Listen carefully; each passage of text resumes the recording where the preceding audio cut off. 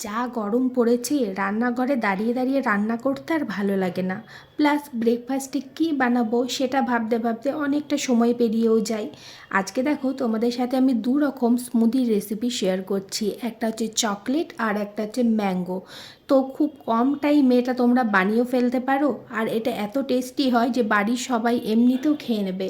আর গরমে তো এটা ভীষণই হেলদি হয়। তো চলো ঝটপট রেসিপিটা দেখে নেওয়া যাক। প্রথমে কয়েকটা খেজুর আমি বীজটা ফেলে দিয়ে আমি ওটাকে গরম দুধের মধ্যে 15 মিনিট ভিজিয়ে রেখেছি। খেজুরটা কিন্তু তোমরা যতটা মিষ্টি স্মুদিতে চাও সেই অনুযায়ী ভেজাবে।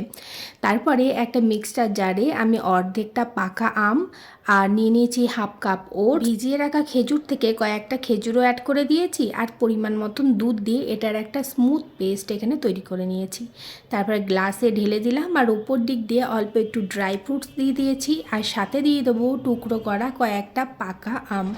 ব্যাস, এখানে ম্যাঙ্গো ওটস স্মুদি একদম রেডি। খেতে বিশ্বাস করো ভীষণই টেস্টি হবে, বাচ্চা থেকে বড় সবারই পছন্দ হবে এই স্মুদিটা। এরপর চলো দেখে নেওয়া যাক চকলেট ওটস স্মুদির রেসিপি। প্রথমে এখানে একটা পাকা কলা নিয়ে নিয়েছি, আমি কাঠারি কলা নিয়েছি, তোমরা সিঙ্গাপুরি কলাও এখানে নিতে পারো। তো কলাটাকে কেটে কেটে একটা মিক্সচার জারে অ্যাড করে দিয়েছি, দিয়ে দিলাম হাফ কাপ ওটস, 1 টেবিল চামচ কোকো পাউডার দিয়ে দিয়েছি, আর দিয়ে দিলাম ভিজিয়ে রাখা খেজুর। তারপরে পরিমাণ মতন দুধ এটাতেও অ্যাড করে এটারও একটা স্মুথ পেস্ট এখানে তৈরি করে নেব। পেস্ট তৈরি হয়ে গেলে এটাকে একটা গ্লাসের মধ্যে ঢেলে নেব, আর উপর দিক দিয়ে দিয়ে দেবো ড্রাই ফ্রুটস। তোমরা চাইলে উপর দিক দিয়ে চকো চিপসও দিতে পারো, আমার কাছে তো ছিল না তাই আমি শুধু ড্রাই ফ্রুটসই দিয়েছি। তাহলেই তৈরি হয়ে গেল এখানে চকলেট ওটস স্মুদি। তো দু রকম স্মুদির মধ্যে কোনটা তোমাদের বেশি ভালো লাগলো কমেন্টে অবশ্যই জানাবে। ভিডিও ভালো লাগলে আমাকে ফলো করে পাশে থেকো।